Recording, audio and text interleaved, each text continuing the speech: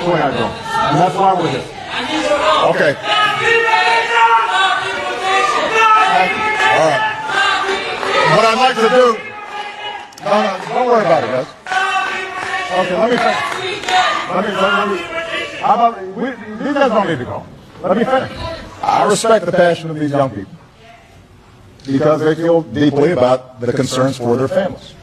Now, what you need to know, when I'm speaking as President of the United States, and I come to this community, is that if, in fact, I could solve all these problems without passing laws in Congress, then I would do so. But we're also a nation of laws. That's part of our tradition. And so the easy way out is to try to yell and pretend like I can do something by violating our laws.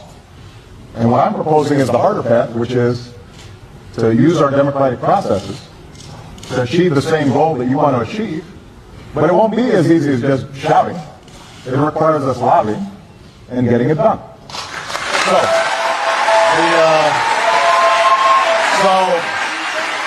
So for those of you who are committed to getting this done, I am going to march with you and...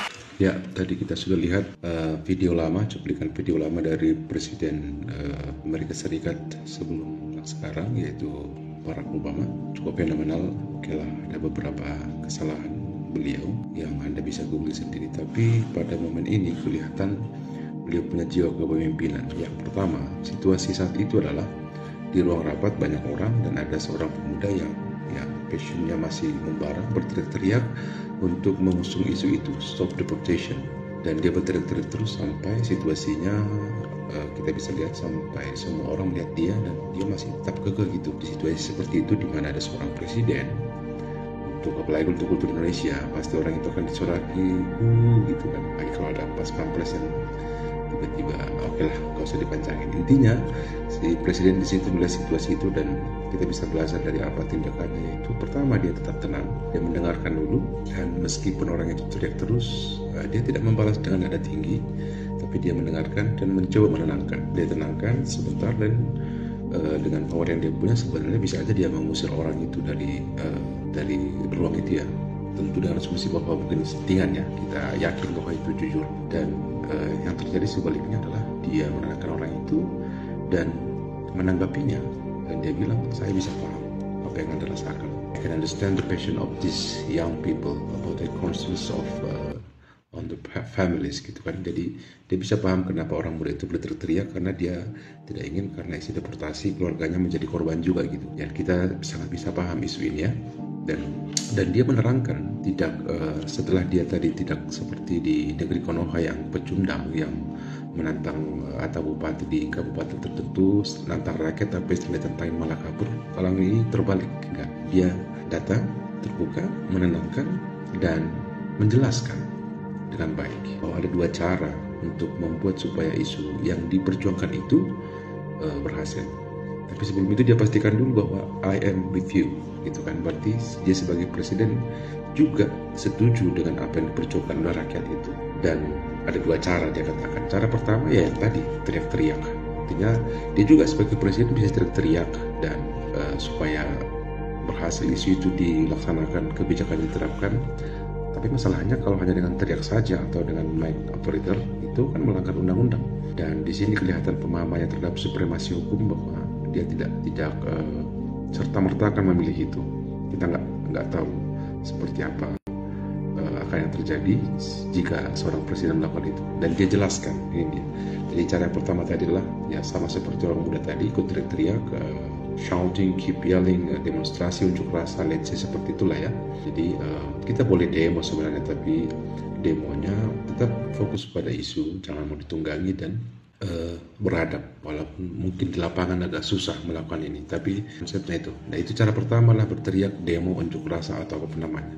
Tapi cara yang kedua adalah karena untuk membuat kebijakan seperti itu harus dilegitimasi dengan peraturan, maka ini melibatkan yang namanya lobby. Ya, itu dua pelajarannya ya. Oke, skip part itu. Yang menjadi masalah adalah orang yang menonton postingan ini. Saya pikir tanpa saya terangkan pun Anda sudah paham kok situasi yang terjadi. Artinya kita sebagai rakyat Indonesia cukup sabar sebenarnya, dan kita tahu bahwa ada dua cara dia, cara teriak-teriak keras dengan yang kedua dengan let's say diplomasi atau lobby atau negosiasi atau apapun istilah yang kalian suka. Masalahnya lah kesabaran kita kadang-kadang diuji dengan waktu, sampai kadang-kadang kita jenuh dan lolos deh kebijakan yang tidak pro rakyat itu.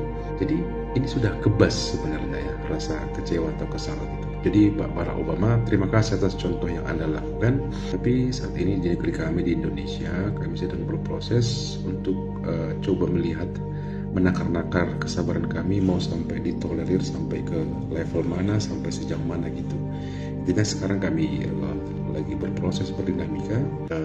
Kalau Anda para pemirsa melihat subscriber saya atau follower saya, Anda pasti melihat berita berseliweran bahwa ada banyak gelombang besar penolakan terhadap kebijakan aneh baik dari pemerintah eksekutif yaitu Presiden Prabowo, Wakil Gibran dan jajarannya, Sri Mulyani, Luhut dan segala macam. Dan yang kedua juga terhadap DPR. Jadi let's say baik eksekutif maupun legislatif ini sekarang lagi disasar memang, dan semoga konsolidasi kita tetap kuat, dan itu hanya bisa terjadi kalau tetap ingat untuk apa negara ini didirikan. Patuh saja sebenarnya pada konstitusi dan coba setia, itu sih ya. Jika memang ada situasi tertentu di mana Anda dulunya orang jujur berintegritas, tapi karena sistem Anda tidak bisa berbuat apa-apa, gak apa-apa, demi keselamatan diri Anda keluar, resign, mundur diri, mundur terhormat. Tapi sebelum mundur Anda jelaskan dulu ke konstituen Anda mengapa Anda mundur. Biarkan talenta-talenta muda yang mungkin punya integritas bisa maju mengisi tempat duduk Anda. Ya, supaya lobby yang dikatakan oleh Pak Obama tadi yang dulu kita coba tapi tidak berhasil, ya mudah-mudahan ke depan berhasil. Kita hanya bisa mencoba ya. Kalau orang Katolik bilang sesuai kenapa tidak mengecewakan ya semoga ya. Jadi kita semua yang di IG di manapun kita terhubungi, di sosial, di media nyata, tinggal baik satu perkumpulan, baik itu perkumpulan ormas apapun yang kita ikuti bersama partai jagalah integritas, ingat Anda wakil rakyat, Anda indeksi rakyat, sedikit jangan melakukan lain. Jika memang walaupun Anda sudah berintegritas tapi situasi kadang setan sistem sudah Anda umumkan atau Anda jelaskan, sudah juga konstituen Anda dan